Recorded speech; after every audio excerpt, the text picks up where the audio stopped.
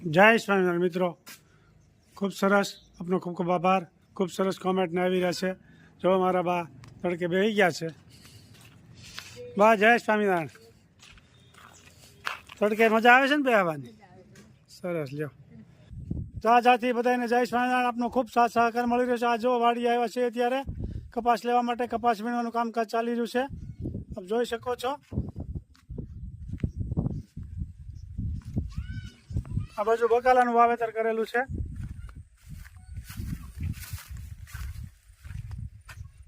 રીંગણી,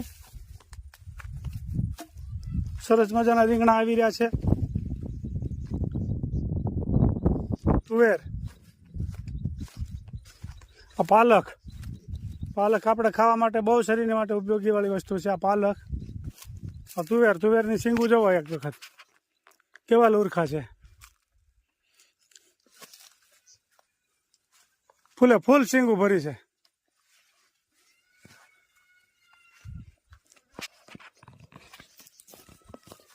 હવે કપાસ ધીમે ધીમે નામ બોલાય નામ ભગવાનનું રે.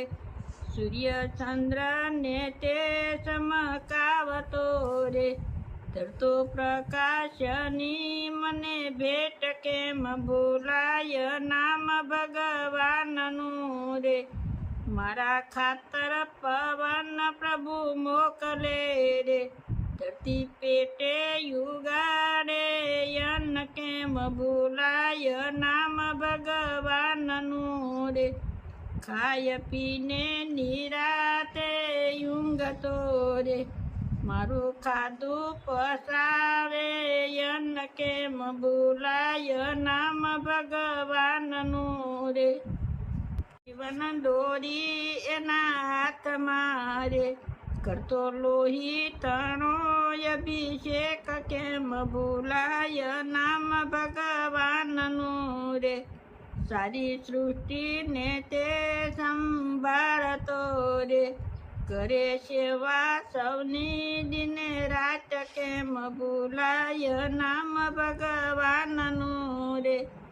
એ તો બદલામાં કાળ નથી માગતો રે. મુખે ધરજો ને શિવ શિવ નામ કેમ બોલાય નામ ભગવાનનું રે. રામ કૃષ્ણ ને શિવ તમે બોલજો રે. નામ કેરો મહિમા છે અપાર કેમ બોલાય નામ ભગવાનનું રે. જય સ્વામિનારાયણ. જો આ નેસડીથી આવ્યા છે નરેશના ધર્મપત્રીના ગૌઠાબા. હા, ત્યાં જો આ ચા પાણી પીવે છે, જોઈ શકો છો. જય સ્વામિનારાયણ. એક બિલખા ગામની સત્ય ઘટના છે.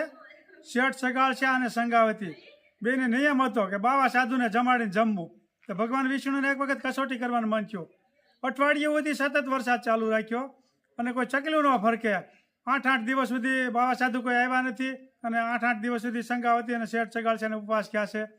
પછી ભગવાન વિષ્ણુ અઘોરીનું સ્વરૂપ ધારણ કરી નદીના કાંઠે બેસી ગયા અને 8 દિવસ સુધી સંગાવતી શેઠ સગાળ છે કાધું. કોકે કીધું કે કોઈ સાધુ આવ્યા છે એટલે સંગાવતી શેઠ સગાળ છે રાજી થઈ ગયા. એ સાધુ પાસે ગયા અને એનું શરીર એકદમ ખરાબ હતું એટલે એને કોઠી લઈ ગયા અને ચારેક રૂ નાખીને માથા ઉપર ઉપાડીને લઈ આવ્યા ઘેરે.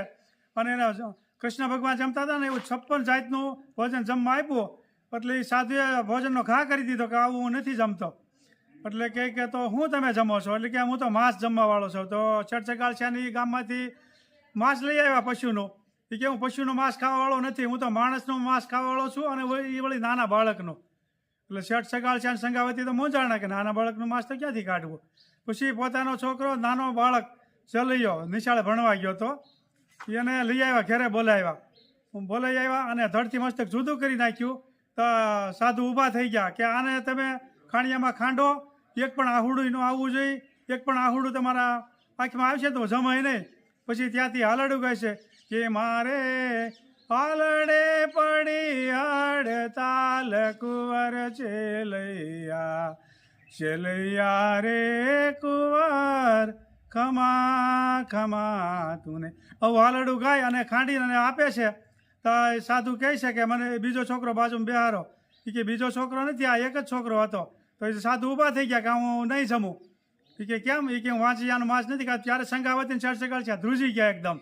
એ કે હું વાંચણી નથી સ્વામી, આઈને બેઠા રહેજો સાધુ. અને એમ કરીને કટાર લીધી અને એ કે મારે 5 મહિનાનો ગર્ભ પેટમાં છે આમ કરીને પારવા ગયા હતા. ભગવાન વિષ્ણુએ હાથ પકડી લીધો.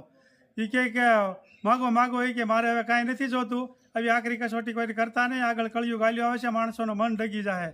આવી આકરી ભલે કસોટી કરીને ચાલી અને પાછો જીવિત કરી દીધો. ભગવાન વિષ્ણુ તો જે ધારે કરીએ કે આવી આકરી કસોટી કરી હતી શેઠ સગાળ છે સંગાવતી, એ બિલખા ગામમાં છે.